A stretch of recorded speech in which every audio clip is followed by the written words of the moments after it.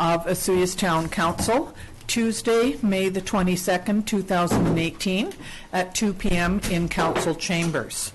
So we will call the meeting to order, and we will, first of all, do the adoption of some minutes. The Committee of the Whole minutes of May the 7th, the regular open minutes of May the 7th, and the special open minutes of May the 7th. Could we have a motion? Thank you. Councillor Rhodes, Councillor Youngberg, all in favor? Thank you. Business arising from prior minutes from the closed meeting of May the 7th, municipal service near market housing program. The motion moved by Councillor Campbell, seconded by Councillor Rhodes, that Council decrease the number of years to 5 years with CPI return only, that a near market home purchaser must remain in the program prior to being able to sell the home at market price. And that was carried. We need a motion to accept that. Thank you. All in favor? Did you, a seconder? Got Councillor King, Councillor Campbell. All in favor. Thank you. Otherwise known as number 4. No, not this meeting. I've changed your numbers. You're live now. You get a real name. So, introduction of late items is the update on the emergency management from the Director of Corporate Services, Ms. Van Vienen. And so now, do we need a motion to do that first? Okay. Councillor Youngberg, Councillor Rhodes, all in favor? Thank you. And now we would like the agenda of May the 22nd be adopted as amended with the update of emergency management added as delegation 3. All in favor? Thank you. So the first thing that we have after that on our agenda today is 2 delegations from the Osoyoos Secondary School, grade 11 class, with their teacher, Mrs. Gilchrist. And so we're going to ask the first delegation to come up to the microphone, and we will ask you to state your name and speak into the microphone because you are on camera. So that would be a presentation with Seth. Is it Creasy? I'm hoping Creasy. I've got that. Creasy. Faith Stark and Rihanna Harfman. Would you like to come up, please?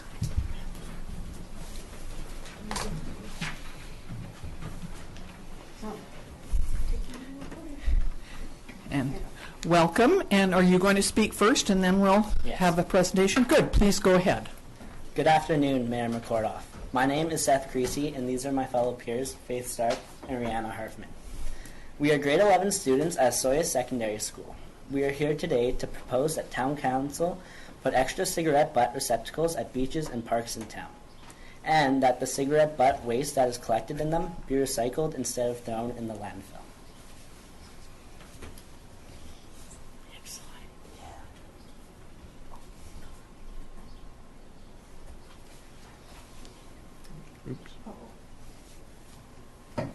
Cigarettes. What is the big deal? Cigarette butts are a massive problem as they pollute our air and are littered on our streets. The littered cigarette butts cause problems as wildlife and small children can sometimes mistake them for food. Consumption of littered butts can lead to tremors, vomiting, respiratory failure, and even death. Did you know that one cigarette contains 7,000 chemicals when lit? And the plastic filter stays within our environment and takes up to 10 years to biodegrade. Did you know that as part of the biodegradation process, filters leach toxic chemicals into the soil and groundwater, which affects the health of our ecosystem? Environmental impacts. Our town attracts thousands of tourists every year. Many people come to the beaches each day and find littered cigarette butts. Even though it is illegal to smoke in parks and on the beaches, it still happens. We know the town has cigarette butt receptacles along Main Street. However, we think it would be best to put a few more of them close to beaches and parks. That way we can reduce the cigarette butts scattered in the sand and water. One cigarette butt soaked in a liter of water for 96 hours leaches out enough toxins to kill half of the freshwater and saltwater fish exposed to them, according to a study by Thomas Novotny. 65% of cigarette butts are littered on the ground, making them the most littered item. Of those littered butts, 85% end up on the ground, 37% in bushes, 25% on the ground near trash, and 15% in planters.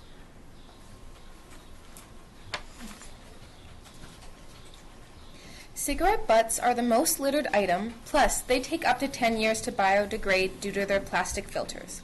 When placed in the landfill, toxins in the butts leak into the soil and groundwater, and even though it doesn't seem like much, added all together, they make a big impact. Every little action that reduces the amount of cigarette butts littered makes a difference. Not only do we need to do this to protect human health, it's an environment, and we should take care of it.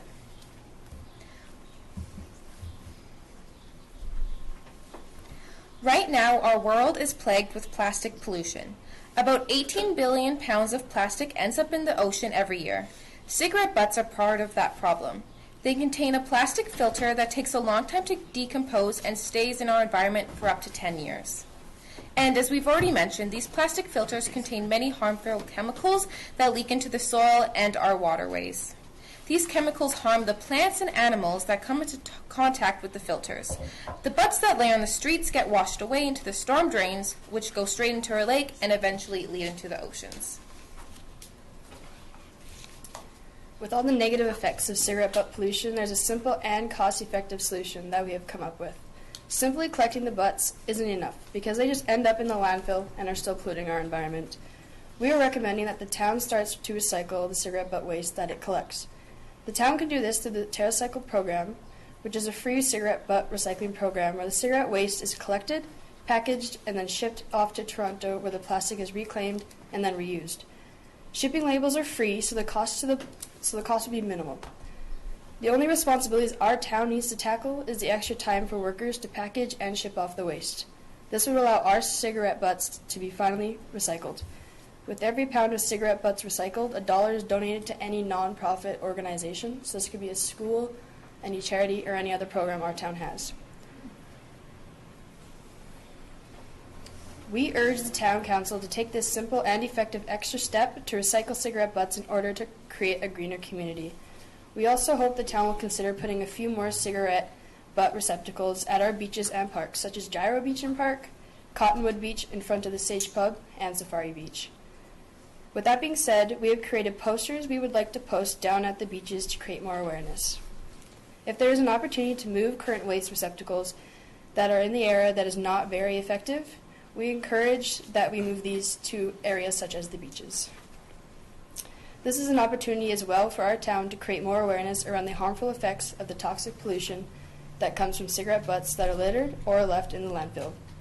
Keep non-biodegradable cigarettes out of our landfill, off our grounds, and out of the waterways, and show the people who visit here, as well as the people that live here, that we care about keeping our environment clean for generations to come.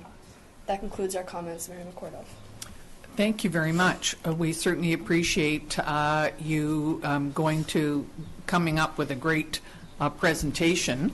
And I'm just wondering if you could expand a little bit on the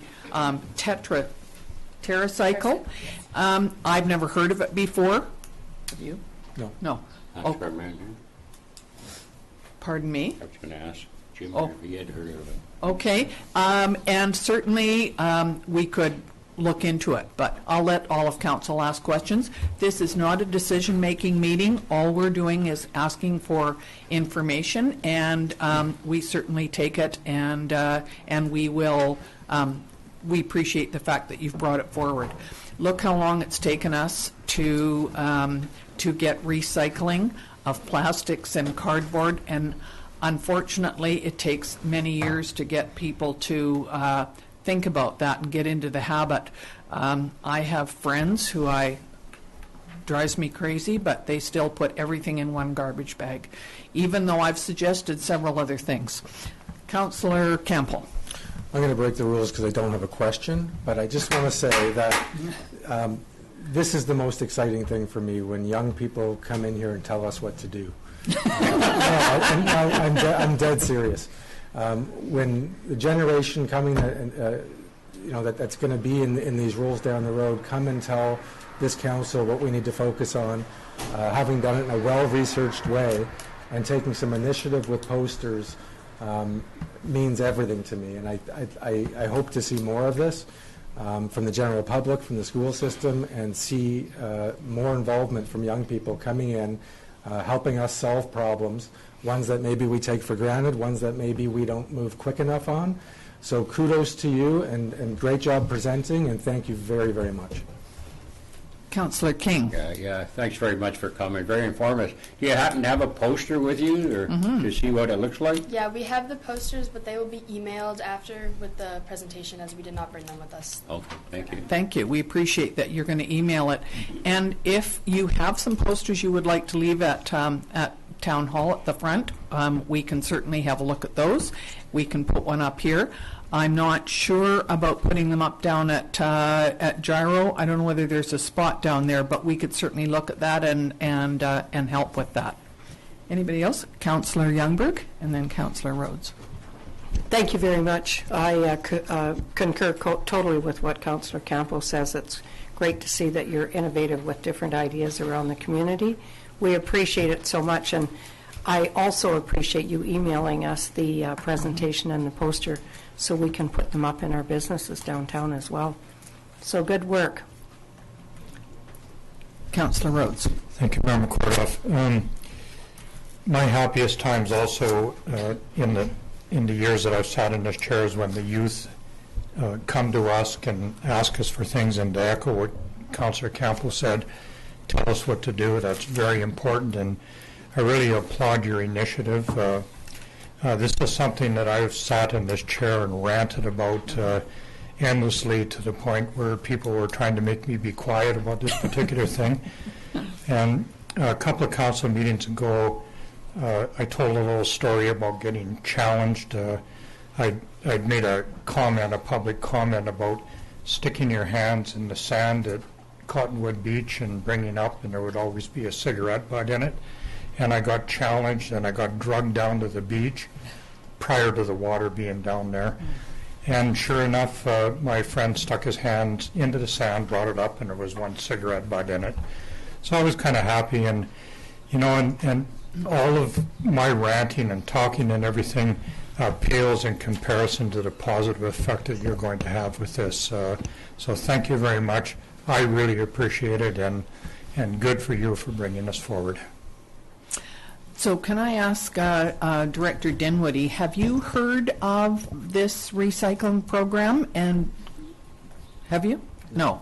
All right. So do you have, if you have any information about that program, would you be able to send that to us as well? Yes, so I have been in contact with one of the representatives there, and she emailed me posters that you could read with information about how the program works and what they're about. So I will also email that with you with the presentation. And there's also a website called TerraCycle, that's what it's called. Okay. And you can read about it all there as well. Well, thank you very much. Just one last thing. As great as this is, telling us what to do, my advice in the next step is to hold us accountable and follow up and ensure that we're taking it seriously and that we're researching the solutions you've put forward. And and hold us accountable that we take this seriously and have an impact on these concerns. So thank you very much for your presentation. We will look forward to getting it emailed to us, and we will certainly look into how we can increase the cigarette butt receptacles that we have some of in town, and this program. So thank you very much to all three of you. Thank you. And we also have another delegation now, and the second delegation is, let me get this right, wrong page, Holly Dogood and Patty Bratton. And would you like to come up? And I believe they're going to tell us something else that they'd like us to do.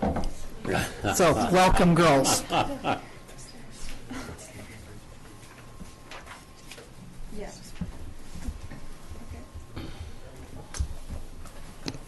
Good afternoon, Mayor McCordoff. My name is Holly Dogood. And I'm Patricia Bratton. And we are grade 11 students at Osoyoos Secondary School. We're here today to propose that the Council enact a plastic straw ban in Osoyoos. Since fast food chains will be harder to persuade, maybe the Council can find a way to limit plastic straws in fast food chains.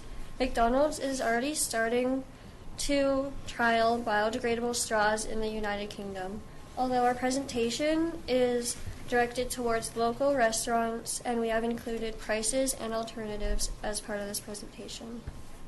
We believe this is important because 80 to 90% of ocean debris is plastic. Over 170 species and 70% of seabirds have swallowed plastic. Plastic pollution is one of the biggest threats to marine life today. Over 1 million seabirds and 100,000 marine animals die every year due to plastic pollution in the ocean. Plastic straws represent a big part of plastic pollution. They are one of the top 10 items that are picked up from beaches. People in Canada throw away more straws every day than there are Canadians. That's over 30 million straws. Straws take up to 200 years to biodegrade, yet we only use them for approximately 30 minutes, even less. We believe this is extremely wasteful, has a negative environmental impact, and not to mention the effect it has on animal life in our oceans and waterways. And we understand that some people need straws due to disabilities. Under our proposal, people who need straws for health reasons can still ask for a straw, and establishments can either offer biodegradable straws or a reusable straw. Some companies might worry that biodegradable or reusable straws will cost them more than a traditional disposable plastic straw, but a company called Aardvark has a program for restaurants that offers discounts on their biodegradable straws. A $250 box of up to almost 5,000 straws makes each straw cost only half of a cent. A regular disposable plastic straw costs 0.002 of a cent, so that's 2 cents for 200 straws. Clearly, biodegradable straws are more expensive. However, if restaurants are only serving straws upon request, then they won't be going through as many straws and they won't be using up as much money. In fact, they might actually save money on straws by making a more environmentally conscious choice. We also believe that restaurants will gain the support of their customers by making them aware of why they are no longer using plastic straws, and instead are offering sustainable alternatives. Osoyoos needs to get on board. Already, there are several other cities and even countries banning plastic straws. For example, Britain has stopped using straws and plastic bags altogether, and they have challenged Canada to do the same. Miami Beach is creating a ban to stop people from littering straws on their beaches. Vancouver has also enacted a city-wide plastic straw ban, which will be effective June 1st, 2019. Some individual businesses in the Okanagan have also stopped serving straws. For example, in our own town, JoJo's Cafe now only uses paper straws. Other places like Malibu and Seattle are banning straws this summer. In fact, we have already approached 2 local restaurants, Smitty's and Troy's Grill, and they fully support our cause. Troy's Grill has made it a new rule to not serve straws with drinks unless requested, and Smitty's is going to bring it up at their upcoming meeting, and hopefully they will stop serving straws as well. As part of our proposal, we have looked at how other places like Vancouver have implemented their plastic straw bans. Since it is such a large city, their ban affects many businesses, so they have given time for a transition, which is why it's going to be effective next year. We think Osoyoos could do the same, providing possibly about 6 months to transition for businesses. In conclusion, we urge you to take this issue seriously and our proposal to heart. We hear daily about environmental issues like pollution, climate change, and the general destruction of our own planet. This is one small yet impactful step that we can take to mitigate plastic pollution that plagues our world. Osoyoos has an opportunity to be seen as an environmental leader on this issue and to be seen by its own townspeople, particularly its youth, as well as the thousands of tourists who come here every year, as a place that cares about the future. Thank you. That concludes our comments, Mayor McCordle. Thank you very much, girls. Another very important issue that we need to deal with, and I was just reading about Vancouver's bylaw today on the news, so I do know that they're talking about it as well. So, well done. Councillor Campbell. Thank you. Thank you very much. And I have noticed, I eat in a lot of restaurants as I travel around a bit, that one thing I have noticed is not so much of the recyclable paper straws yet, but I'm receiving, because I don't request a straw, I'm not getting a straw with my drink, which is a really good sign. My question to Ms. Gilchrist is there one, or is there the potential to have a web page or something attached to the school's website that speaks to these particular initiatives? Yes. Okay, because I think to have a real meaningful change on things like this, things need to be put out there, and people need to hear from the youth and hear from their concerns, and more importantly, to hear more about the solutions, and again, well researched into companies and the costs of switching over. And like anything, when we make changes like that in industry, at first it usually is costly for the businesses, but as it becomes mainstream, that changes. But the only way that can happen is for people to get on board. So I'd love to see that pressure coming from our youth to the public and to the businesses, that this is an important issue, it's important to the youth, and that they need to get on board. And I certainly think something that we could look toward as a council and as a town is to follow suit with some of these other cities and towns, with giving a time frame on outright bans at some point in time, and certainly something I'd like to see us discuss in the not too distant future. Thank you. Good. Councillor King. Thank you, Madam Mayor. Yeah, I just personally want to thank you very much, and just to show your leadership, as it was just mentioned, Vancouver did just pass this bylaw about 2 days ago, and I presume that's the first in this province, and it would really be nice to see us be the second in the province. So I'd really hope that we'll talk to staff to see if there's an opportunity to maybe write some type of bylaw which would come into effect a year or something now, the same as Vancouver. So congratulations. I'm so glad none of us are using straws at the particular I moment. know. I was.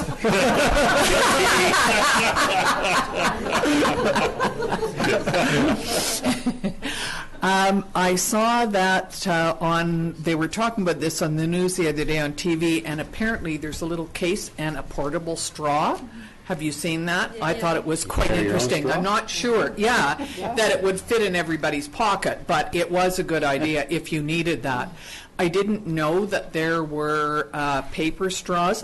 Maybe we used to have them years ago, and then we went to plastic because, we didn't think that this was a big deal. All of a sudden, it comes back to hit us. So I do know that some of the grocery stores in town have stopped. Well, they don't offer you a plastic bag. And just about every store that I go in now, they'll say, do you need a plastic bag? And usually I carry a big purse, so I just put things in there. But I think it's important to know that that reusable bags are being offered at stores now. And I believe if you wish to have a plastic bag, you're charged for it. So maybe that's one way to get people thinking a little bit more about it. $30 for a straw. That's perfect. I'm okay with that. Anybody else? Well, thank you very much, girls, and thank you to your whole class for taking on these important issues. And you're the future here, and so we need you to lead by example, and we are happy to do the same. That's really important to us as well.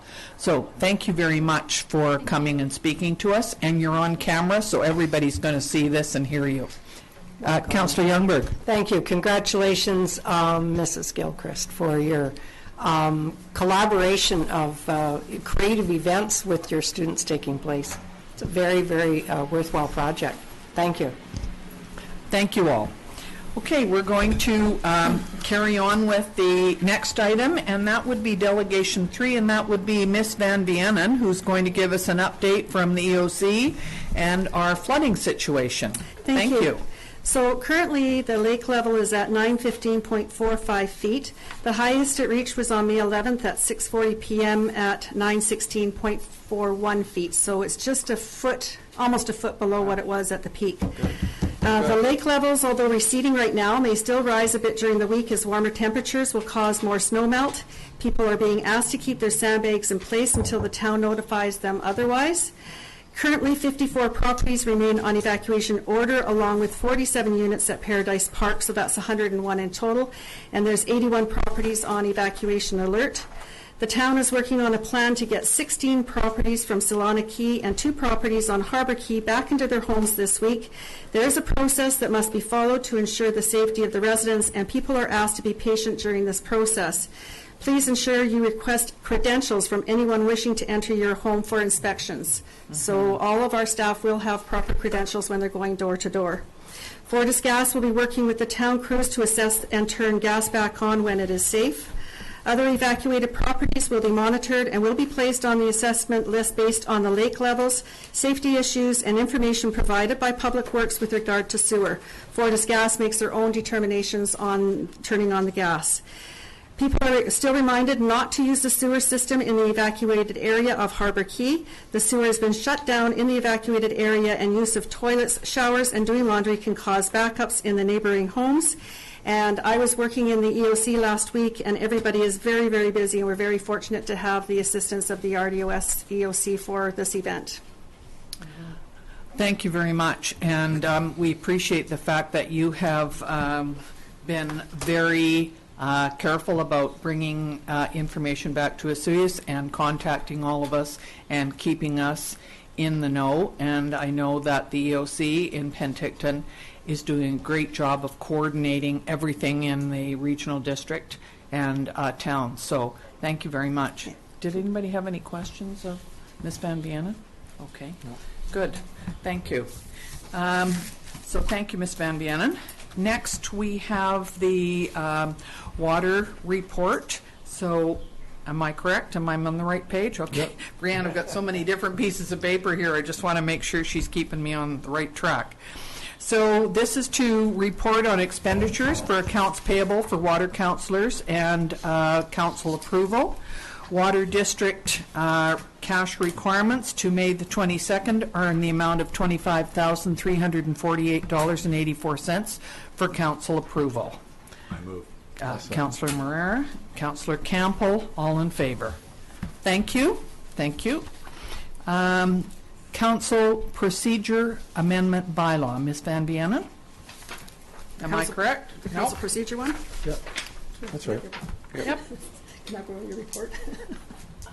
Yes, I did not bring that. Oh, I'll read it off of here. I did not bring a copy of your report. Sorry, I have the one but not the other. Do you have it there? Thank you. Sorry about that. I'm saving paper. Thank you. I've just been a bit busy. Sorry about that. The community charter requires council to set the procedures of council by bylaw.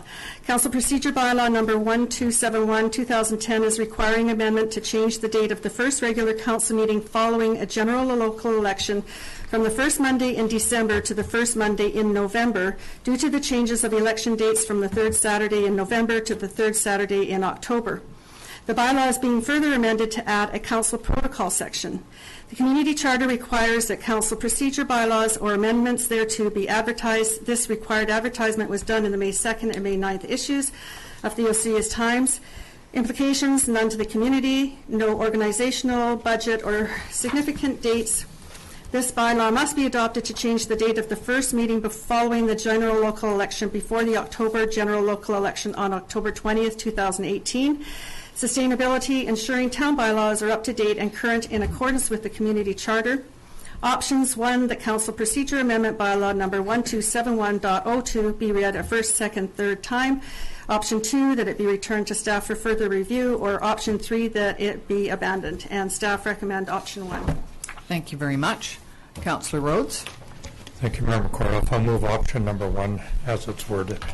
Thank you. Councillor Campbell is seconding that. Anything else? Seems totally logical, seeing as we have the elections a month earlier than usual. All in favor? Thank you very much. And the next is the records management bylaw, number 1341. Ms. Van Vienen. This one I have. Okay. Thank you. Legislation requires the town to have a proper records management system. The town is moving toward electronics records management system, and in doing so requires a bylaw and policies. The following are being presented to council for consideration. Town of Osoyoos Records Management Bylaw number 1341, 2018, Records Management Policy CORP-012, Document Retention Policy CORP-006, Document Retention Procedure CORP-006, and Council Protocol and Records Management Policy CCL-003. For the Town of Osoyoos Records Management Bylaw number 1341, 2018 is being presented for 3 readings. This bylaw was drafted using the model bylaw supplied by the Local Government Management Association of BC and designates the corporate officer as the person responsible for the management and maintenance of the records management system. It authorizes the corporate officer to create and maintain a records manual to include procedures and policies on how the town records are created, accessed, maintained, and disposed of. Records Management Policy CORP-012 sets out the purpose of the Records Management Program and sets policy on how staff must deal with records, including letters, emails, permits, maps, and plans in all formats, including paper and electronic versions. Policy CORP-012 addresses the maintenance of authenticity and integrity of records, record security, employee responsibilities, and procedures for maintenance of the electronic records. Document Retention Policy CORP-006 was approved on November 21st, 2005. It requires amending to update it to current retention requirements and to add a human resources section. Document Retention Procedure CORP-006 sets out the retention schedule for the various documents, which will guide staff as to when documents must be kept in the current system, when they should be archived, and if and when they should be destroyed. Council Protocol and Records Management Policy CCL-003 sets out how council members must handle records of the town and how they must communicate outside of council meetings. This includes a definition on what constitutes a record, what constitutes a meeting, and sets out procedures for council in handling their records, including handling of emails and destruction thereof, as well as a statement in the procedures that council members must not debate correspondence received in paper or email format through emails, as this could be perceived as being in contravention of the open meeting rules under Section 89 of the Community Charter. Implications for the community: ensuring that records required by the public are easily accessible and in good order. Organizationally, a system allowing ease of access to records by all staff. Budget: there remains funding in the budget to complete the scanning of documents into the electronic records management system. No significant dates. Sustainability: organized record management program that sets out bylaws, policies, and procedures for a controlled records management system. So under options, I've done each one separately, and I'll need a separate resolution for each one. So do you want to read them out, and then we'll Sure. vote on it right away? So I'll do, yeah. So Records Management Bylaw 1341, 2018. Option 1, that Town of Osoyoos Records Management Bylaw number 1341, 2018 be read a first, second, and third time. 2, that it be returned to staff for further review. Or 3, that it be abandoned, and staff recommend option 1. Thank you. And we have seen all of these before, so there's quite a few here, but we have looked through them, so it's not like we're just guessing. Councillor Rhodes, are you moving that? I'll move option number 1. Thank you. And seconding it. All in favor? Thank you. Okay, the second one is Records Management Policy CORP-012. Option 1, that Records Management Policy CORP-012 be approved. Option 2, that it be sent back to staff for further review, and staff recommend option 1. Thank you. Councillor King and Councillor Campbell seconding that. Recommend 1. All in favor? Thank you. It's passed. Document Retention Policy, that Document Retention Policy CORP-006 be approved as amended. Or 2, that Document Retention Policy CORP-006 be sent back to staff for further review, and staff recommend option 1. Thank you. Councillor Campbell, Councillor Youngberg, all in favor? Thank you. Document Retention Procedure, option 1, that Document Retention Procedure CORP-006 be approved. Or option 2, that it be returned back to staff for further review, and staff recommend option 1. Thank you. Councillor Rhodes, Councillor King. We're trying to mix them all up, you see. Have you got that, Mrs. Hilson? Okay. All in favor? Thank you. And the last one is Council Procedure and Records Management Policy CCL-003 be approved. Or 2, that it be sent back to staff for further review, and staff recommend option 1. Thank you. Councillor Campbell, Councillor King, all in favor?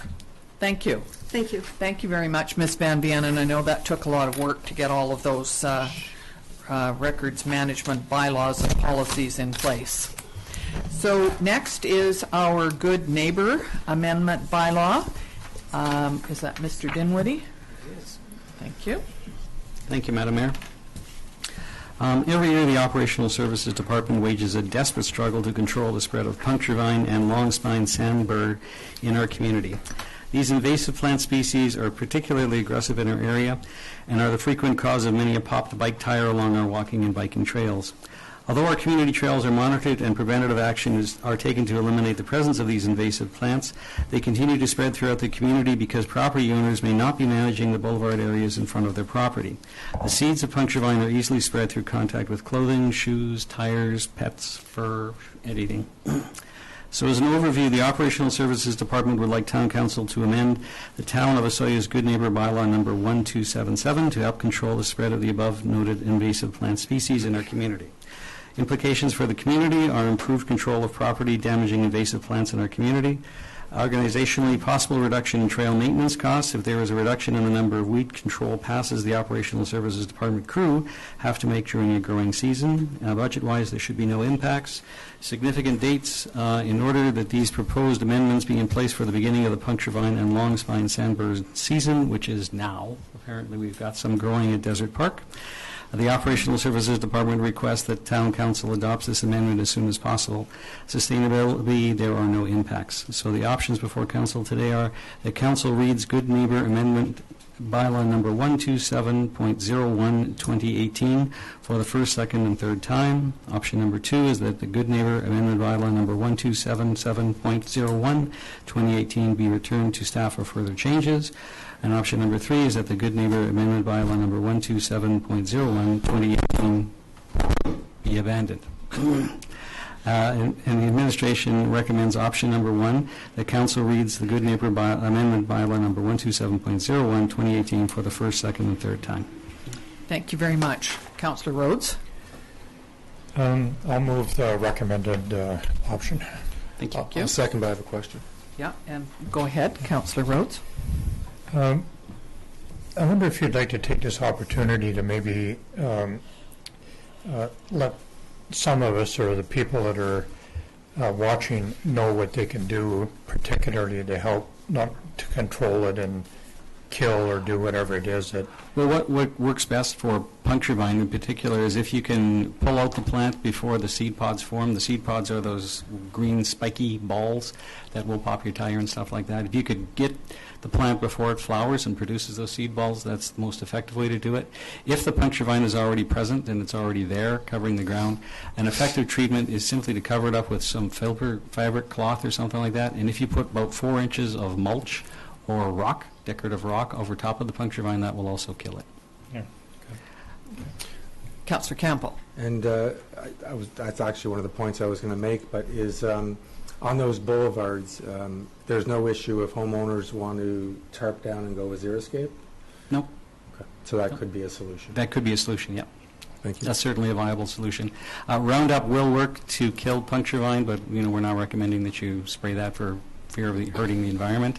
Like I said, pulling it is the most effective. Covering it up with mulch or decorative rock is another good treatment. The problem with long spine sandburn is it kind of looks like grass when it first starts coming up, and you don't really know it's sandburn until it starts producing those flowers. Same sort of treatment will work, though, for that as well. Councillor Youngberg.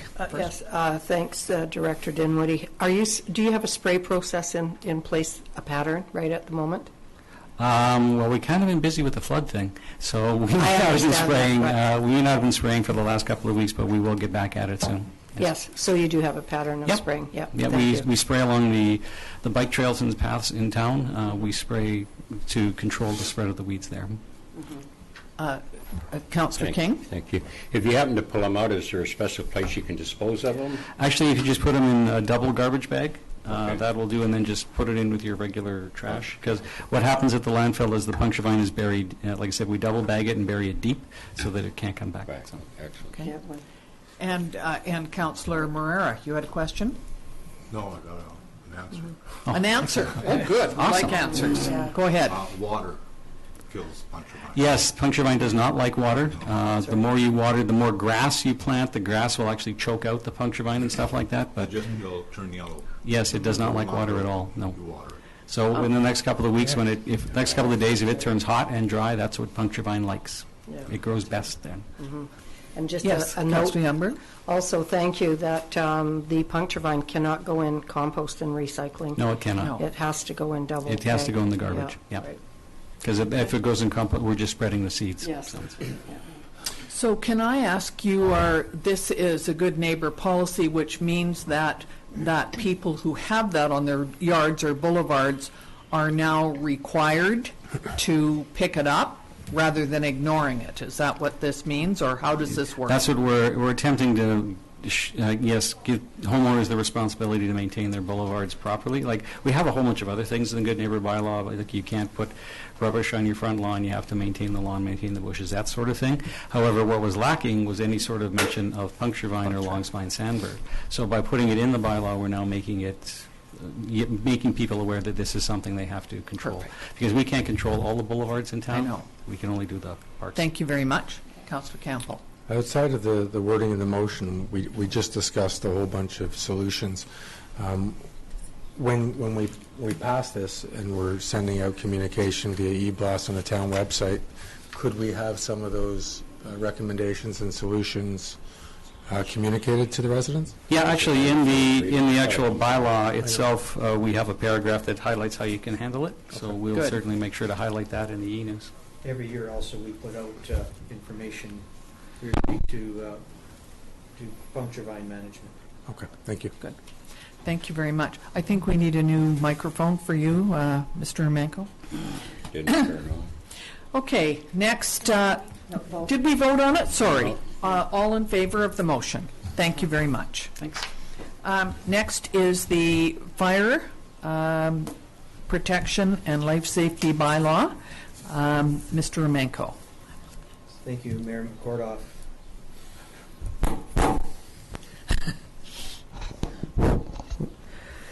The current fire department bylaw number 720 was developed in 1987 and has only one revision. A revision occurred in April 2017 that enacted the reporting of the fire chief to the CAO instead of council. This bylaw was identified for modernization and revision due to changes by the BC Fire Commissioner's Office to implement the BC Structure Firefighter Competency and Training Playbook. The concepts in the playbook are designed to ensure that the appropriate minimum levels of training are established, which will make firefighters effective and safe on the fire ground, while being realistic, affordable, and attainable. This playbook establishes a process under which training requirements are explicitly linked to the level of service being provided. As a fire department develops or its services expand or evolve, the level of training required will also increase. The selected service delivery levels needs to be reflected in the policies guiding the fire department and its training, including where services are provided by a society or other responsible entity. It was also noted that our current fire bylaw didn't sufficiently address the areas of fire regulation that were needed to enable enforcement. Attached is a new bylaw, number 1333, which was brought to council to the May 6th Committee of the Whole meeting prior to bringing the bylaw forward for ratification. The draft bylaw was developed to clearly identify the fire department's service responsibilities, improve their regulatory environment, and also to develop a fire department management system that reflects the expressed needs of contemporary municipal management systems and our volunteer department. The regulatory parts of the bylaw were taken mostly from a template provided by the Fire Commissioner's Office. The management system was developed from taking management systems examples from other communities and working with the local fire chief and officers to develop a built-in Osoyoos model. This draft bylaw was developed through a series of meetings with representatives from the fire department management and has the support of the fire chief and the officers. Listed below are the special considerations of this bylaw. Schedule A of the bylaw on page 21 identifies the services that will be provided by the fire department. The service and levels of service will then define the training required by the firefighters. 2, bylaw clearly identifies what types of burning is allowed and prohibited and provides for a system of permits to be issued for approved burning. 3, identifies the reporting lines of the fire chief to the CAO, Article 6A. 4, establishes an executive committee of officers that will assist the fire chief and identifies areas in which the fire chief must consult the committee prior to making final decisions. Article 6B, 6C, and 7B. These areas include officer, firefighter, and officer selections and operating procedures changes. 5, the CAO is part of the executive committee to establish a link between the fire operations and the town operating procedures. This is in a definition section. The management system in the bylaw is intended to send a clear message to a part-time or full-time fire chief that the volunteers have a voice in the overall management of the department. The bylaw also supports the fire chief as the final decision maker in the management process. In terms of implications, the community will have a contemporary fire bylaw that clearly identifies the role and administration of the fire department. A clear permitting administration system has been developed. Organizationally, the bylaw has been developed with the fire department and has support of the fire department. There are no budget implications. There are no dates that are significant. In terms of options, 3 options are presented to Council today. Council gives first 3 readings to the Fire Protection and Life Safety Bylaw number 1333. 2, Council requests additional identified changes. And 3, that the Fire Protection and Life Safety Bylaw number 1333 be abandoned. And the recommendation is option number 1. Thank you very much. And I'd just like to thank Mr. Emenko for working so carefully on this bylaw along with the fire chief and the fire department. I do know from the regional district that not all fire departments and management are finding this is easy. Maybe it wasn't easy. Maybe it was just that you worked it out carefully. So I certainly appreciate the fact that it has worked out for the best for Osoyoos. So thank you very much. Councillor King, did you? Yeah, I'll make a motion. The council gives first 3 readings to Fire Protection and Life Safety Bylaw number 1333. Thank you. Councillor Youngberg seconding that. Anybody else want to speak to that? All in favor? Thank you very much. Next is the expense account meeting report. And that would be for me. I went to SILGA, Southern Interior Local Government Association meetings in Revelstoke for 4 days. And there is a per diem rate of $100 a day. Could someone? Thank you. Councillor Rhodes?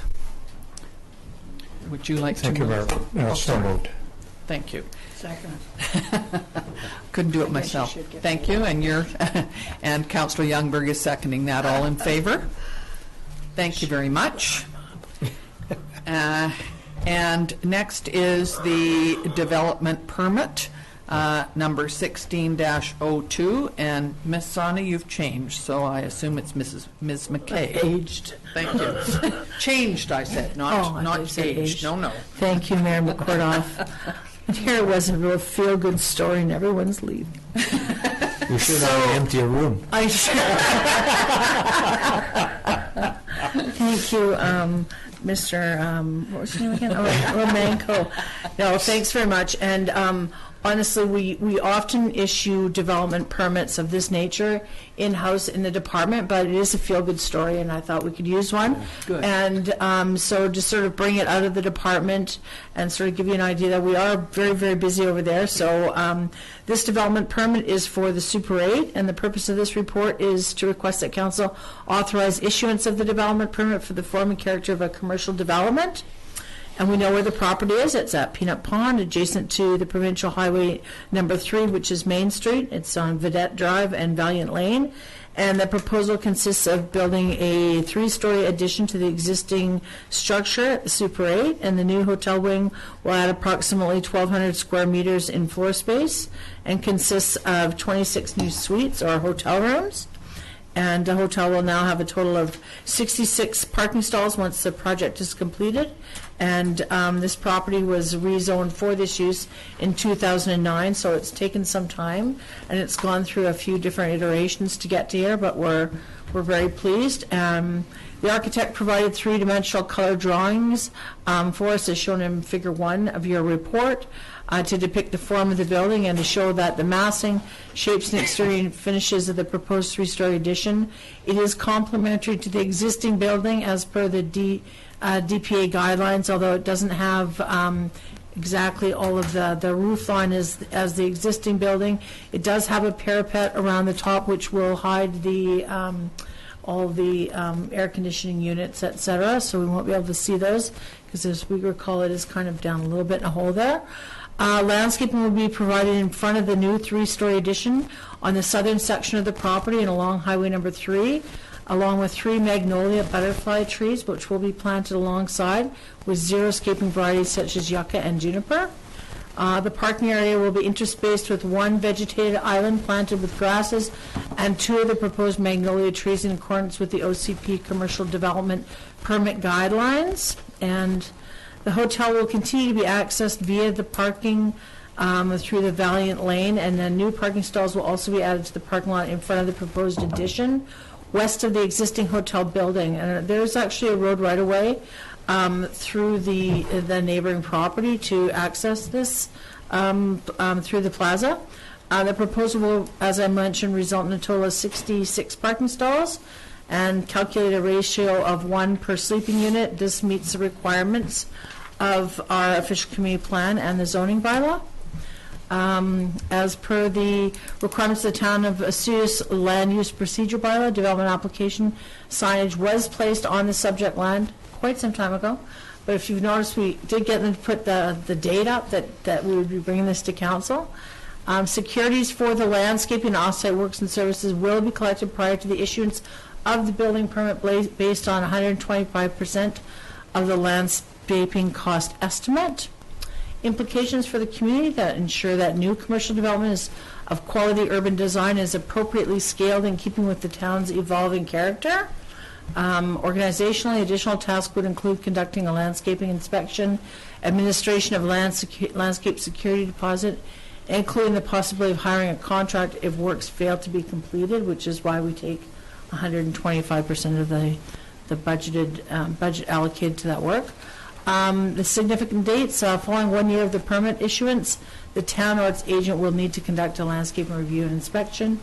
Sustainability, we encourage xeriscaping landscaping on the residential or commercial property to minimize water usage, and the options for council are authorize issuance of development permit 16-02, to authorize issuance of development permit 16-02 as amended, or deny issuance of development permit. And staff are recommending authorization of issuance development permit 16-02 subject to the terms and conditions outlined in the attached permit. Thank you very much, and I like the colors of it, and it sort of fits in with our other ones. Good. I love the reference plan of the road dedication on the last page of your report. It is signed by Phil Armstrong, who was a planning technician here many years ago. Did you teach him? No, I did not. Oh. But it's which is why when I read this originally, I thought, I've seen this before, so I'm glad that it's coming back and they're actually going to get this this completed now. So, good news. Yes, question to Councillor Campbell. Thank you. I move that we authorize issuance of development permit number 16-02, subject to the terms and conditions outlined in the permit. Thank you. Councillor King is seconding that. Is there anybody that wanted to speak? Councillor Rhodes. Thank you, Mayor McCorduff.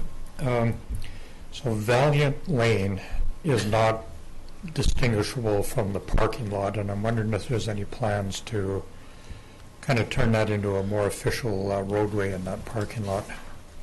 Do you want to flip to that page? And are you talking about, well, let's look at the picture so we can all Yeah.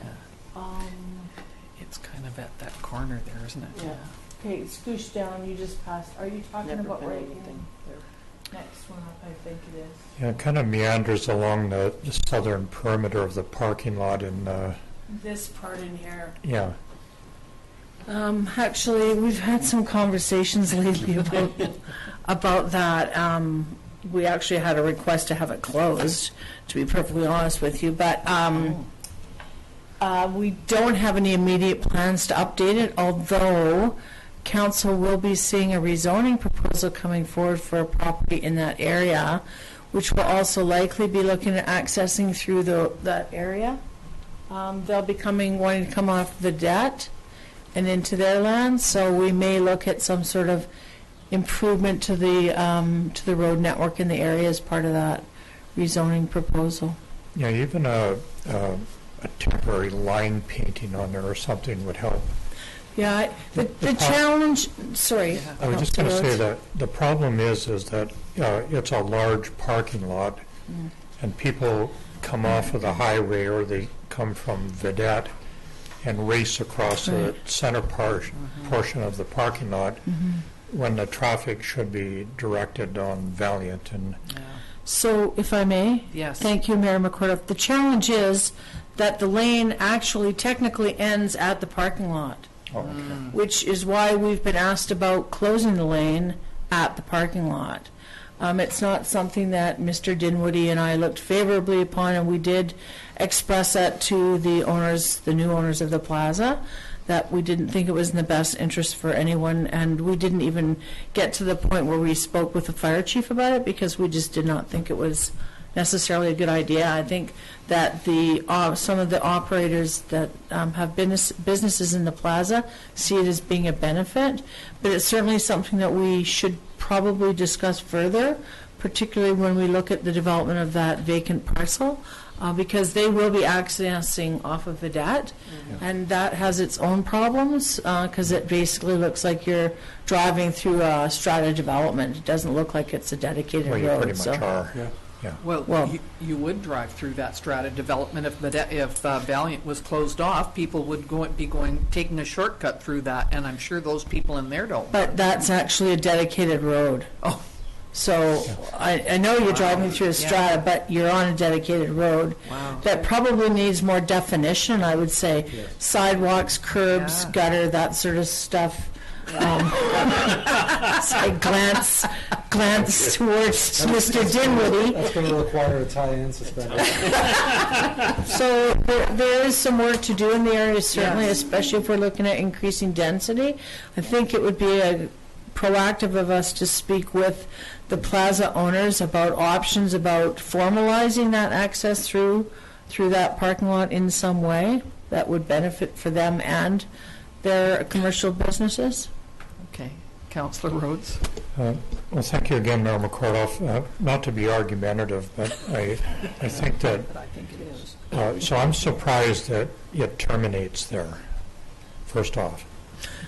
And we are increasing the density, or at least the usage of that area by 26 So, Mayor McCorduff, users. would you like me to explain why it Please does? go ahead. Yes. Certainly. So that used to all be one parcel where the plaza is and the Super 8 was all one piece of land. And what happened was when it was subdivided off, let's say the plaza parcel granted the Super 8 parcel an access easement through the land to access only for the hotel purposes. And otherwise it wouldn't have been, there wouldn't have been any reasonable access except through the rear so that they could have the visibility and the access from the highway. So that is just where the lane always ended, and I guess at the time of subdivision there was no desire from the approving officer to have that dedicated through the parking lot. So this is just cascading into more questions. What if the owners of the plaza restricted access to them? Would that not They make them an cannot. island of no way of getting there? I'm sorry, the owners of the plaza cannot restrict access to the Super 8 because it's registered on title. The access is registered on title. Yeah, that's a great explanation. But you're right, it does seem to be true. Arguments, just like that. Yeah, just ran out there. As soon as you increase that area with the number of cars and the number of people in there, when you build on to the hotel, that increases the problems that Right. seem to be arising. Yeah. Wow. So I have some concerns about that, and do we have a time frame when that might be addressed, or? When the access through the parking lot might be addressed to the Valiant Lane, it's something that is being discussed with the developers, proposed developers of the neighboring property at this time, and the plaza owners are willing to have some conversation. Their preference, as I say, is to close the lane. Yeah. And our initial response to that was they would have to build a fairly substantial turnaround on their own property, and that was without, we hadn't even gone to the point of discussing it with the fire chief at that point. Great. And the person in C3, in that C3 lot beside there, would have a difficult time getting in and out of his property, because I'm not sure where his access is. Is it through the parking lot? I'm not sure what C3 is. C3 is the house right on Valiant. That there, do you see it right there? C3 is the little white spot, the beside the C4. The little white one above it. Sorry, the little C3. It's called, this little one here? yeah. No, that one comes off of Vedette, and it actually has road frontage onto Vedette, which is dedicated here. Okay. Okay. What the owners of C2 suggested was terminating it here somehow. That isn't what people are used to, and that's going to be a big problem. Yeah. Yes, we're aware of that. Okay, so thank you. We have a motion on the floor. Have we voted on that, Mrs. Hilson? I'd just like to ask one more. Oh, yes, go ahead. By approving this development permit, how are we going to be satisfied that this Valiant Lane is going to be resolved, as well as the access to The Valiant Lane issue is not relative to this development permit issuance. So the access through the parking lot is not relevant either? Well, there is an access through the parking lot by easement, and that exists and that pre-existed, and that was part of the agreement when they subdivided the lands. Okay. Thank you. Good. So there's been a motion moved and seconded. All in favor? Thank you very much. Thank you. Next is the March income statements. Is that you, Mr. Zackel? No. I wear a different hat. I wear a different hat on this one. Okay. So in front of council is the quarterly income statements of the town and the Sunbowl Arena. And without going through all the numbers, I can just safely say that there are some areas that are projected at this time that are under budget, but are projected to be on budget in the course of the year. Of note is that the planning department fees are projected to be over the budgeted amount this year, and that's just a projection of the development that's coming in. Good, thank you. And this was just for information. This is for information. For us, and when I went through it, I was happy to see that everything was either projected to be on budget or some that were slightly more, but nobody's in the red at this point, so that's a good thing. So, thank you very much. Any questions on that one? Motion to accept. We need a motion to accept. Thank you. Councillor Campbell, Councillor King, all in favor. Thank you. And next is the amendment to the operational services policy. Mr. Dinwiddie. Thank you, Member Kordoff. The Operational Services Department Policy PW002 banners outlines the department's guidelines for the placement of promotional banners across Main Street at 85th Street. Recently, the Operational Services Department has received some banners for installation on Main Street which failed to meet the standards outlined in Banner Policy PW-002. To clarify any confusion on what is or is not acceptable for banner installation on Main Street, the Operational Services Department is proposing to amend the policy as follows. So for banner standards, 3A, the weight of banner material, instead of saying should, it should now say must be a minimum of 16 ounces. Banners must have heavy-duty grommets placed every 2 feet. A banner must have holes every 3 feet to allow wind to pass through. Banner must not be shorter than 25 feet. The banner must have writing on both sides so that it can be read from both directions. Also, the banner must have a reinforced strap, minimum 4-inch loop, on both the top and bottom of each corner from both sides. The Operational Services Department would also like to increase the fee for the installation of commercial banners to $300 from the existing fee of $100 for a 14-day request. This fee increase more accurately reflects the department's costs. Typically, it takes 2 hours of equipment and labor for the installation and removal of a banner across Main Street. It should be noted, however, though, that almost all promotional banners installed across Main Street are for non-profit organizations, and therefore no fees are charged. The implications for the community is consistency in the quality of banners, usually for non-profit community events, will improve. For the organization, installation and removal from banners on Main Street will be easier and more efficient. Budget-wise, there should be no impacts. Significant dates. In order to have these suggested changes to the policy in place for the busy summer season, the Operational Services Department would like to amend Policy PW-002 as soon as possible, and there should be no impacts for sustainability. The options before Council are that Town Council adopts the suggested changes to Operational Services Policy PW-002 banners as outlined in the above report.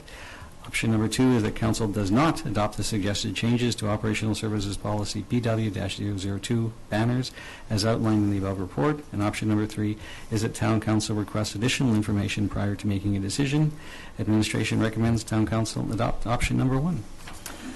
Thank you. I have a couple of concerns about this, and are you okay with that? I'll just speak first. Sure. I've been involved with the Osoyoos Festival Society for many years when I was on the board of directors. I do know that the banners that we purchased when I was on the board, and that was a few years back, were quite significant in cost. They were at least $1,000 each at that time, and that was probably 7 or 8 years ago. Probably more now. Yes, I'm sure they are.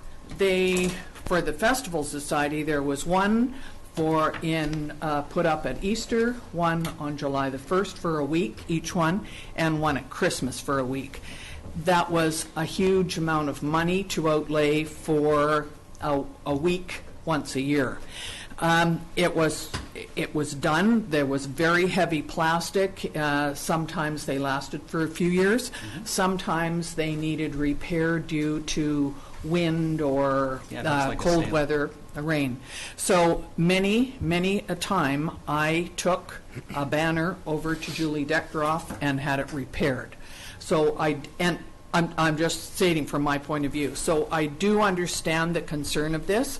I do think we definitely need some guidelines, but one of the guidelines in here is to have holes in it so it's breathable. Mm-hmm. The latest banner that was purchased by Market on Main was with a different type of material. It was almost like a mesh material. Yeah, and I was involved on the executive when that was ordered, I believe. And the reason for that was because it gets very windy. So it was a particular type of material that was used. So it was not possible to have the material printed on both sides because of it would show through and it would blur. So I understand that. I do absolutely understand why we have the rules and regulations in, because I do know that sometimes banners would be put up and the town crew would have to come back and take them down because something had happened to them.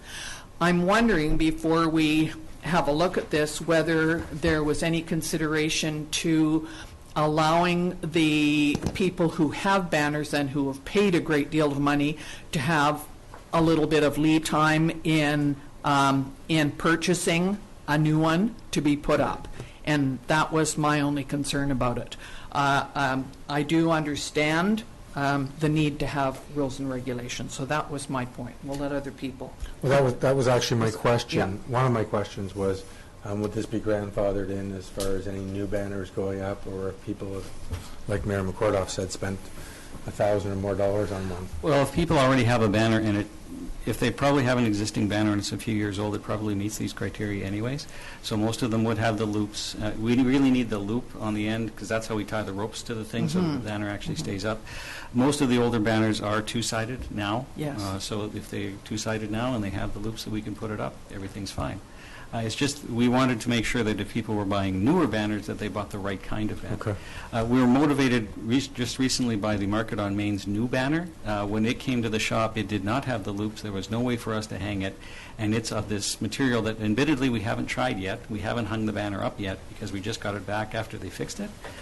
So when we put it up, we'll see if the air does breathe through it or not, or whether it acts like a sail. Because if not enough air goes through the banner, what happens is it'll actually pull over those streetlight poles. So, But that banner, it was purchased a few years back, so it has been up for a couple of years. No, this is brand it's new. a brand, pardon me, I am sorry. I didn't realize that because I'm not on the executive. Go ahead. my second question was, based on the increase in costs for the installation of the banners, I mean, how many for-profit banners do we put up? Is None. None. So But this- it could happen, like this- somebody right. could So this come is by to and reflect the time and cost. this is to reflect a what-if situation. So, Okay. yeah, we've never ever put up a non-for-profit Then- banner, so. Then I'd like to move that Town Council adopts the suggested changes to Operational Services Policy PW-002, banners as outlined in the above report. I'll second that. Thank you. Anybody else? All in favor? Thank you. Thank you. Okay, so have you, Mr. Dimway, can I ask, have you talked to the people at Market on Main and suggested what they need to do Yeah, in they order fixed to? it. Oh, good. Their new banner is back. It now has the loops at the top and bottom corners, so we can actually tie the Sure. ropes to it and hang it up. Right now, it's the turn for the Cactus Jalopies banner, and after the Cactus Jalopy banner comes down after that event, the next banner to go up will be the new Market on Main, and we'll see if it works. Good, okay. The only problem is, like I said, it's only got printing on I one know. side. So I'm not sure which way we should put it up yet, but So that we can see it from here. from here going down the lake, okay, there. That's how we'll put it up. Problem is when you're coming back up from the lake, you go, what does it I know. Sometimes you can read it as long as you can see things in reverse. Yeah. Can I ask one more question? I don't know whether it had been considered, but several people had said to me, is it possible to have two places on Main Street to have banners? And I said no. No. And that would, but I thought I should check with you because I believe that the poles on either side are quite strong and Yes. need to be put in, and that. Yeah, the poles that we currently use are the big street lights. They're quite sturdy, and that's what we need in order to support the wind load that hits the banners and moves them around. The other poles aren't nearly as significant, and they're not as tall either. And Yes. so to put it on any of the other ones, we'd hate for the pole to topple over. Okay, thank you. I'm glad I told them they couldn't. Okay, thank you very much. Next is the proposal to waive Osoyoos sanitary landfill dumping fees. Mr. Dinwiddie? Okay. Thank you, Member Coroff. Higher than normal temperatures have produced rapid melting of the higher than normal snowpack in the surrounding area, causing a dramatic rise in the level of Osoyoos Lake. This has produced unprecedented flooding both of public and private property in the community, as we all know. As a result of the recent flooding event, property owners along Osoyoos Lake may discover accumulations of various types of debris on their property after the lake has receded. In order to assist property owners in the cleanup of their properties, the Operational Services Department would like to suggest that Town Council waive the typical disposal fee for yard waste at the Osoyoos Sanitary Landfill until June 15th, 2018. Materials such as wood, branches, dock materials, leaves, and miscellaneous debris will be accepted and disposed of as garbage due to possible contamination from lake water at no fee for this time period. Any material which cannot obviously be associated with recent lake flooding events will be disposed of at typical landfill rates. So the implications for the community are assistance to property owners wishing to clean up after the recent flooding events. Organizationally, it'll probably cause an increase in traffic to the Osoyoos Sanitary Landfill. Budget-wise, possible reduction in revenues from yard waste collection at the Osoyoos Sanitary Landfill. significant dates. In order to help citizens with flood cleanup operations as the lake recedes, the Operational Services Department recommends that Town Council adopt the suggested fee reduction at the Osoyoos Sanitary Landfill as soon as possible, and there should be no impacts to sustainability. The options before Council are that Town Council agrees to waive typical yard waste collection fees at the Osoyoos Sanitary Landfill for debris from the recent lake flooding event until June 15th of 2018. Option number 2 is that Town Council does not agree to waive the typical yard waste collection fees at the Osoyoos Sanitary Landfill for debris from the recent lake flooding event. And option number 3 is that Town Council requests additional information prior to making a decision. Administration recommends that Town Council adopt option number 1. Thank you very much. Councillor Rhodes. Thank you, Mayor McCullough. Prior to making a resolution, I wonder if we could have a little bit of discussion about the date. Sure. Of June 15th. The date was just, we had to pick a date, and so we picked June 15th. Yeah. There's nothing magical about it. It could change. It was one of the questions that was brought up at the town hall meeting last week, and we're probably, if everything goes really well, we're probably a week to 10 days before our lake gets back to normal. Probably. And any kind of a wind event could make this situation a lot worse than it is right now. And I understand picking a date, but it's a little bit short, because we need to let the lake go down. Mm-hmm. And in the perfect world, we won't have a windstorm, but we all know that never works out that well. And I'd like to maybe suggest the end of the month rather than June 15th. And so I think it would be a little bit longer. June 30th? June 30th? I'm sorry, June 30th. Okay. Yes. 29th I'd is the support Friday. that. Yeah. Is it not possible, Mr. Menko, that we, if need be, we could extend the date at the landfill that we do this? You have to come back. Certainly, then they would have to come back to council. We just need, for the direction from council, a date. Sure. And certainly, the end of the month doesn't, is a good idea, given now we know a little bit better where we're at. So the 30th is actually a Saturday, so 29th. that would be fine. So Yeah, we change it to June 30th versus June 13th. Is that a motion? Yeah, I'll make that Sorry. motion based on that Seconded. date change of June 30th. How's Yeah, that? You're absolutely. seconding that? Yeah. Okay. So the motion reads rather than June 15th, June 30th, but otherwise the wording is the same. Yep. Correct? Okay. All in favor? Thank you very much. Yes. Just for some clarity, because we've been fielding questions at the landfill. This is for lake debris only.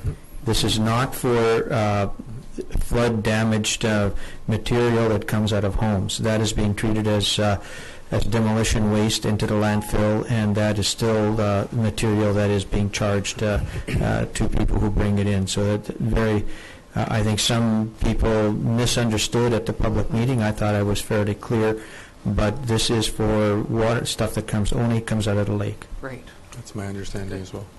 Thank you very much. Okay, next is the South Okanagan's Milkmean Transit System. Mrs. Hilson. Is it you? Yes, it is. Okay. The South Okanagan Transit Society has been providing transit services within the region for several years. Part of the arrangement with the service was allowing the parking of the BC Transit vehicles in the Public Works yard. The contract for the South Okanagan's Milkmean Transit System was up for renewal, and BC Transit announced the awarding of the contract on April 20th. Penticton Transit Services Limited, Barrie and Smith Trucking Limited, was awarded the contract for South Okanagan's Milkmean Transit System by BC Transit effective July 1st of 2018. The town has received a letter from Barrie and Smith requesting the town continue to allow the parking of the transit bus in the same arrangement that was established with the South Okanagan Transit Society. Public Works currently has a parking stall in their compound for the storage of the bus that is used for the South Okanagan Transit System. As the previous provider, South Okanagan Transit Society was a not-for-profit, the town did not charge them a fee for parking the BC Transit vehicle at Public Works. Now that the new provider, Penticton Transit Services Limited, is a business, Council is being asked whether it wishes to continue to allow the bus to be parked at Public Works, and if so, whether Barrie and Smith should be charged a fee for the parking of the bus. The town is a funding partner for South Okanagan Transit System, and therefore, although charging for parking could potentially be a revenue source, it would ultimately be charged back through the operating budget, which is shared amongst the partners. The letter received from Penticton Transit states that they are willing to provide insurance certificate if required, and the current transit operator will be continuing with the new company. The current transit operator is familiar with the Public Works facility and is familiar with the routine and procedures that have been established with parking in the Public Works yard. The Director of Operational Services has no concerns with the allowing of the new company to carry on the same arrangements. So implications to the community, public transit in South Okanagan, organizationally, the continued use of the Public Works yard for parking of the transit vehicle, budget, no changes, significant dates, any arrangements will need to be done prior to July 1st, and sustainability, continuation of the improved transit services to the citizens of Osoyoos. So options before council, that Penticton Transit Services be granted permission to park the bus at the Public Works yard with no fee being charged to them. 2, that Penticton Transit be granted permission to park the bus at Public Works and that a fee be negotiated with them. And 3, that Penticton Transit Services be advised that they should look for alternate locations to park the bus. And recommendation, staff are recommending option 1 by not charging the fee. It will ensure that there will be no changes to the current rates and charges for users of this service. This will help to ensure that there is a seamless transition of services between Penticton Transit Services, BC Transit, the town of Osoyoos, and the existing service provider. Thank you very much. Council, what's your pleasure here? I'll move option 1. Thank you. Is there a seconder? Yeah. Yes, that's... I did. Thank you. Thank you. Anybody need to speak to it? Yes, go ahead. Well, I was not going to ask this question, but Berry and Smith is a for-profit business, correct? Providing a service in our community, and would we not be enhancing their bottom line by gifting this space to them? I know that's a terrible question to ask, but yeah. I'm not even sure what to ask. I can answer that. Yes, actually, it's a trucking company, and in the bottom line is, yes, we would be providing them a subsidized service, and I don't know what they made their bid on. That when they made their bid, did they include some type of a storage fee that they're now finding out that they're asking to be waived, or alternatively, there'd be increased charges back to the regional transit, which again is a shared responsibility. So ultimately, because we're the end of the line, we're subsidizing a trucking company. I think my argument is, we've been very diligent, or this council has been very diligent about making decisions that improve private businesses' bottom line, and I know this is a almost insignificant amount, but it has to do with principle and policies that we've followed pretty steadfast over the last quite a few years, and I don't know whether I'm alone in this idea or not, but I am struggling a bit with it, and I know it's insignificant and it's not that much, but at the end of the day, every dollar does count. Councillor Youngberg. Thanks, Mayor McCordoff. I guess my question would be, just as the recommendation indicates, that there would be no changes to the current rates and charges for the users. And I certainly am positive that if you're a for-profit organization and business, that if you get increased fees, you're going to have to see how you can absorb them in the end. So that would be my only concern, is if we can guarantee that the user's fee are not going to go up and charge them, then that's something to look at. But if the fees are going to go up for our users, we do have many people in the community that are affected by increased charges with transit systems here. I would suspect that the fees will be going up from year to year, probably just due to annual increased operating costs. But again, they wouldn't be, based on this recommendation, they wouldn't be going up based on the costs of the storage of the vehicle.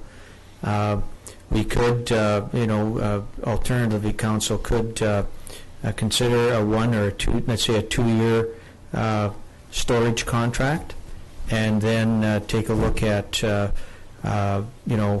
bringing it back for reconsideration based on rate changes and anything that could be picked up over the next 2 years. Mm-hmm. Yeah. Councillor King? Yeah, thank you, Madam Mayor. Do we know how long this contract for? That kind of ties into your comment. Is it 3, 5, or 10-year contract? Usually 5 of the 5 options? Yeah, they weren't specific. I don't think they specified to us anyways. Yeah, well, it would have to be a term. The previous one was a 5 with a 5, I believe. So it's not just the parking fee, but it's the vandalism aspect too that they're concerned about. So keeping it locked up is probably to their advantage yeah. as well. I guess I was concerned. I know what you. Yeah, I understand. Councillor Campbell. Thank you, Mayor McCordoff. I'm sensitive to what Councillor Rhodes is stating here, and I'm usually in agreement. I think we crossed that line recently too, when we made concessions for the tourism industry as far as some of the challenges they were having. I do like the idea that Mr. Romenko just brought up, that maybe we look at a short-term 2-year contract at no charge, and we revisit it in a couple of years, and if rates look like they're going up drastically, and we need to look at this again, that we could. Yeah, I could certainly go along with that too. And So why don't, sorry. I presume that obviously they'd carry their own insurance on it anyhow and put us on their policy, correct? Yeah. Yes, we would ensure that all those the insurance things are covered off. Yeah. Can I suggest we deal with the motion on the floor, and should it be defeated, we could look at. Could Ms. Van Vienen, would you like to come up and sit here? And did you have some information we needed to have? I think maybe a recommendation that we find out what that term is for BC Transit first, and then based on that, we can come back with a contract with some type of fee inserted in it for the length of whatever term they have with Penticton Transit. They would require insurance if they're going to be on town property. They will have to have liability insurance for the parking of that vehicle on our property at the very minimal. So we definitely need some kind of contract with them anyways. So we can look at what kind of fees, but that's kind of what we're looking for. Are you looking to put a fee into that contract? And if so, that should match the term of what they have with BC Transit. Yeah. Well, I think that's what we're saying, yeah. I think so too. Yes, can you please find out too what their proposal is as far as their business plan of rate and charge increases? Yeah, Because that would right be now, part we of it. used to do the administration of the South Okanagan Transit System. That was sent over to the regional district last year, so they've taken Right. that on. Yeah. So the information hasn't flowed through here like it used to do, so I will get in touch with the RDOS and get that information and definitely Does be this part need to of be it. decided today? So is there, are you, Mr. Menko, could you suggest how we handle this? Do we ask for further information and come back at the next meeting to deal with this? We have a motion. We have a motion on the floor, and it can be withdrawn, and if the motioner and the seconder agree, or you could carry through and vote on the motion. I'll withdraw the motion. Okay. So you made the motion, who seconded? Me. Okay. Yeah. So are you I'm wishing to withdrawing the withdraw motion. the motion? Are you Yep, acceptable I'll agree with to that? that. Okay. So now what? Do we? Then I would suggest that council just make a motion that this item be sent back to the administration for additional information relating to the term of the contract and any fees and charges that may be charged by other municipalities that may be storing these vehicles. Are you okay with that? Yeah, that's second. Whatever Mr. Omenko said, you're okay with? Brianne got it all? Ditto. Second. And Councillor King seconded This that. contract doesn't come into force the 1st of July anyhow. Yeah, so we do have a little bit of of time. Yeah. Good.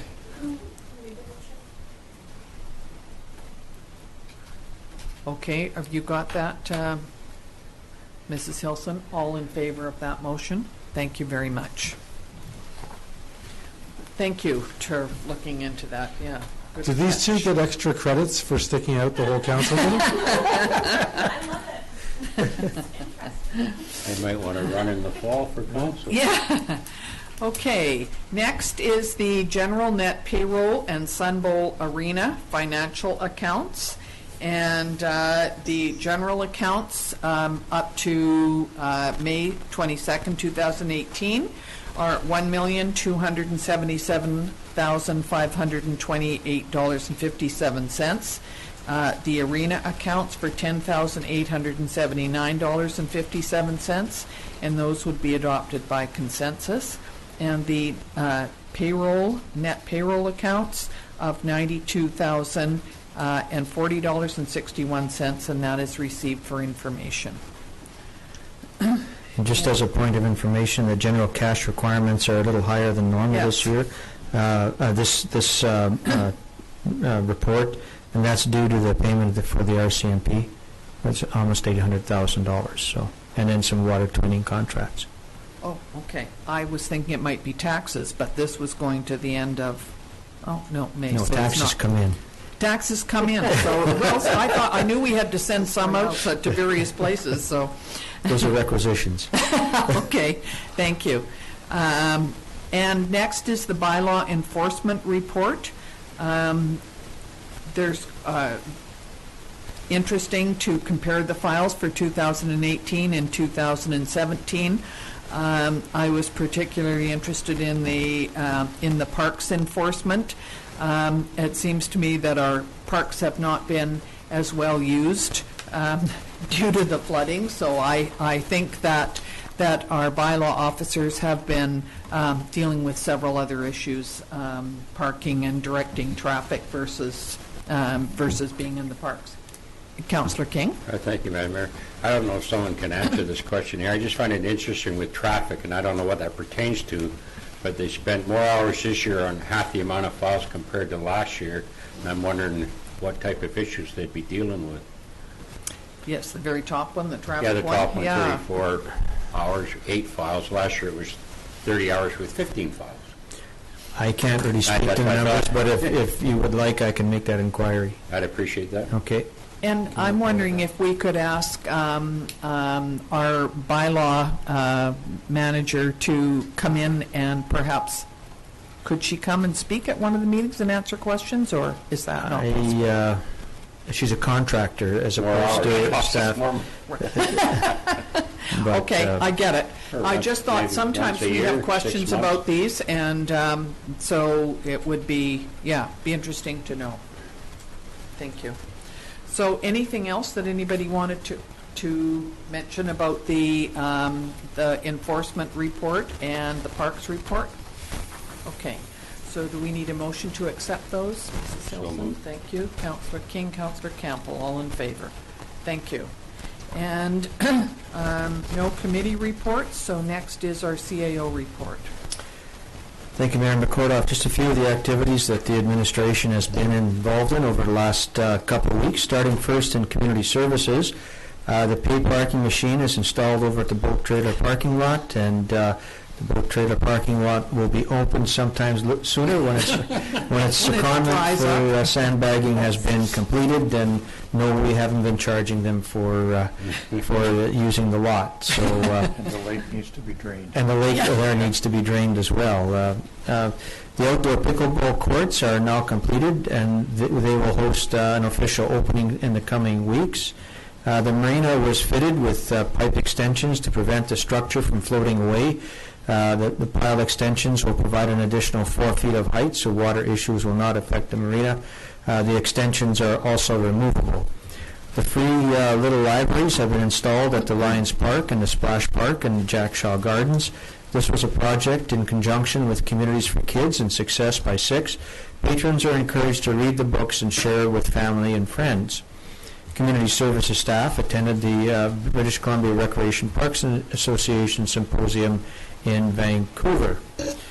In terms of corporate services, the Director of Corporate Services has been involved in the Penticton EOC for the last week and has represented Osoyoos very, very well, and I know has spent a lot of hours in there, but as mentioned earlier, the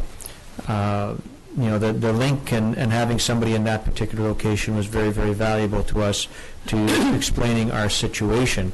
And work also continues on the annual report. In terms of finance, the tax notices have been sent out and taxes are being received.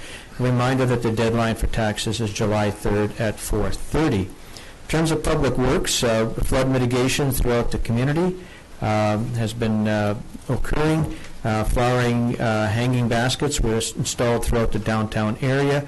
The West Bench Dog Park has been stripped and graded.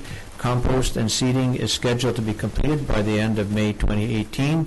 And new welcome signs have been installed. And I know the one is up at Anarchist, and I know they're working on the one in North, but I don't know about the other ends of town. But it's a work in progress, and there will be landscaping and lighting applied to them over the course of the next period. In terms of myself, I've been followed up in all the contract legal work needed for the agreements for the temporary workers camp, and they've been all the requests have been shipped off to our legal people, and I've been given a targeted date of June 1st for all these agreements to be completed. I attended a rapid assessment course in Grand Forks with 3 others to assist in getting people back into their homes. And the work continues with the Community Health Services Center project, with the consultations having been completed, and now the consultants are summarizing the reports, and we'll have another conference call tomorrow on the next step. And we continue to work on the flood-related issues. We had a meeting this morning with a representative from the contractor who looks after the fire crews, and we had a good discussion on some of the work that they're going to be carrying out. Actually, today and over the next couple of days, they will be looking at taking all the sandbags off of the manholes. We feel that with the tiger dams in place on Lakeshore Drive, should the lakes get higher again, the tiger dams and the gabions will be sufficient. So that's going to open up Lakeshore Drive somewhat. The same for Cottonwood Drive. And they'll also be taking all the sandbags out of Gyro Park as well. And they'll be looking at whether or not they can do a little bit of lake cleaning for us based on all the logs and that have been jammed up in the area of Cottonwood Park. So they've been of tremendous assistance to us. There's no doubt that they've helped us tremendously. They'll also be looking at potentially helping some of the elderly that may require some sandbag removal, but for all intents and purposes, we're still encouraging people to have their sandbags left.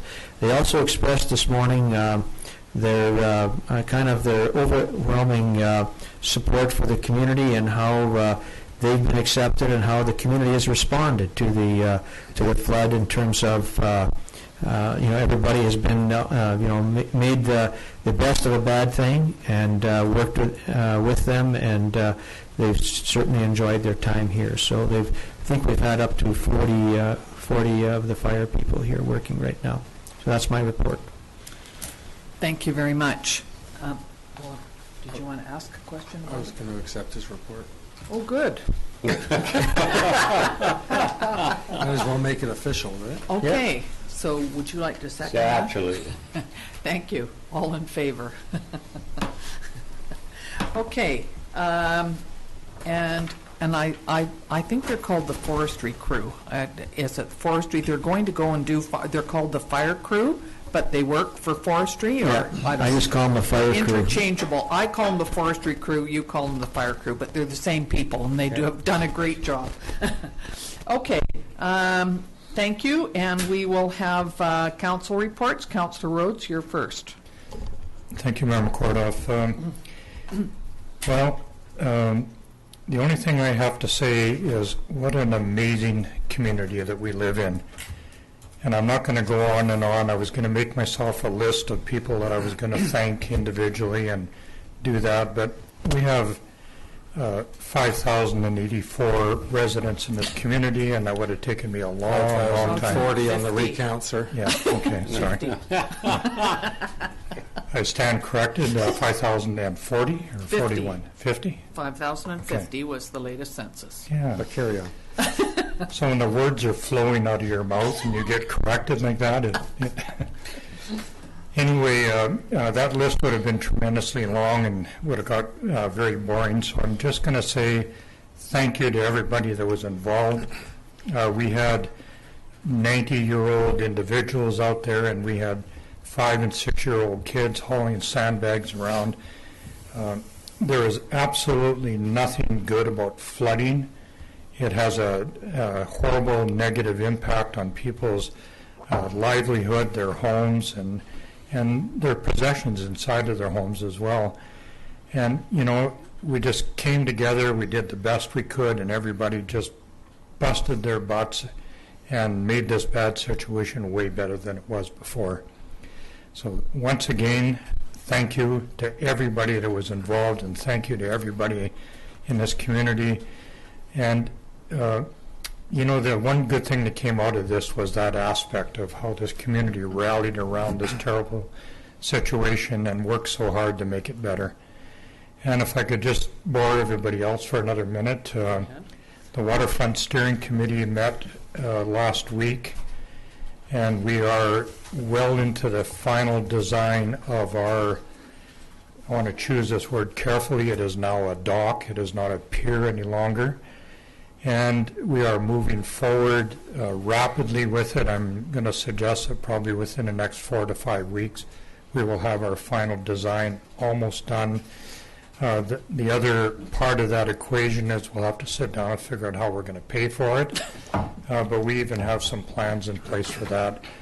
This floating dock will be a very, very nice addition. It'll be a great amenity in our community. And I just wanted everybody to know that one of the major things that we talked about was the fact that the end of it will have a gazebo type of a structure on the end of it. We haven't really quite decided what it's going to look like, but it appears that everything that we're doing with the design of that will allow us to have music events out on this in this area out there. The dock area that you will walk down approaching the gazebo at the end will be wide enough to put, you know, several hundreds of chairs on it, depending on what kind of events. Yeah, it's just going to be a great addition to our community. And, you know, the music is one thing, but I mean, it'll be set up for all kinds of community events out there. It'll be a year-round structure, realizing full well that you're not going to go out and have a wedding or a small musical band out there in December or January, but at least it'll be there and available for that. So just wanted to kind of bring everybody up to speed with that. Good, thank you, and that's a good news story for sure, Yeah, for because sure. we've been working that for a while. Councillor Campbell. Thank you, Mayor McCordoff. I attended the Make Water Work Pledge in Kelowna as acting mayor, as our mayor was had her hands pretty full here. And that was a pledge to look toward responsible water conservation within our communities. I just want to read a quote, and then I'll go on for a bit. Volunteering is the ultimate exercise in democracy. You vote in elections once every few years, but when you volunteer, you vote every day about the kind of community you want to live in. And crisis can define a community, and we've been tested with challenges and crisis over the last several years, from potential school closures to wildfires and now flooding. When I was acting mayor and speaking to the media, one of the questions that came up more than once was if I was surprised by how much of the community volunteered and rallied to help out. And this time I said no, because I actually wasn't surprised. I've become accustomed to it. And that says a ton about a community. So I am going to name a few, but I won't be able to get to all. But certainly Bylaw, our Bylaw officers, our town administration, our public works department, our fire department, our local media, all played a big role in helping work through this. as challenging as it's been. There's been a ton of residents from every demographic that have stepped up where and when they've been able, within their own means, to have some sort of impact on helping solve some of the challenges with sandbagging. But I do want to name a few, and I'm going to. So Santa Fletcher, Vanessa Creasy, Owen Staudinger, and Birgit Arnstein stand out in the sense that they seem to be there every day, all day. Every time I drove by or went to check on things or drop off supplies, they were there. Not just that, but they really took a role in organizing. And when you're a town of 5,000 people and you've got resources for a town of 5,000 people, 5,050 people, as I've been corrected based on karma. We wouldn't be able to deal with things the way we do without the volunteers and the residents stepping up. So a huge thank you to everybody that even showed up for a half an hour, to those that were there day in and day out. So thank you. Thank you. And I didn't realize that Vanessa was Seth's mother, and she was amazing because I worked with her the other day too. And Sarah was also there with her whole family on the Sunday, was Mother's Day, and she was there too. So yeah, you're kid's quite a decent right. hockey player too. Oh, that's right. She told me about him, but I didn't realize it was you. And Sana, I can't believe how much those two have contributed to the working of that sandbagging area. That's phenomenal.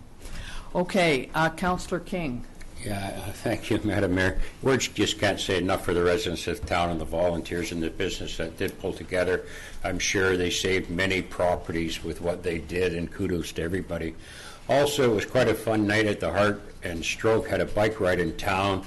The town did have a team in, 26 people.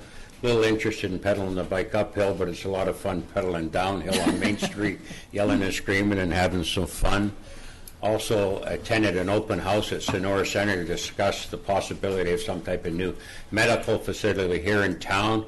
There was 30 or 40 people attended, lots of great input, lots of different ideas put up on the wall, and really looking forward to the consultant team that'll put the report together and bring forward for everybody to share. Thank you. Thank you.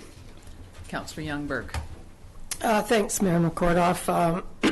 Yes, regarding the bike, I heard all sorts of clapping and excitement and horns blowing and everything else, and we just really want to thank Tamara Morgan for organizing our town bike. I think you did a great job at also fundraising with as much money as you did. It was a great job for sure.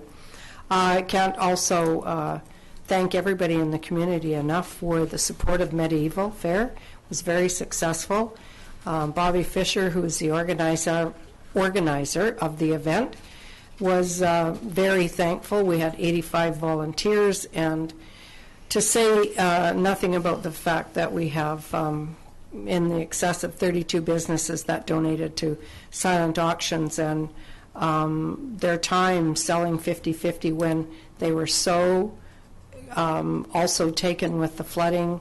So the requirement of all of our people in our community, we just, as everybody has already said in their reports, we can't say enough about everybody that lives in Osoyoos, promoting Osoyoos and making sure that they are so conscious of the viability of what a volunteer actually is in our community.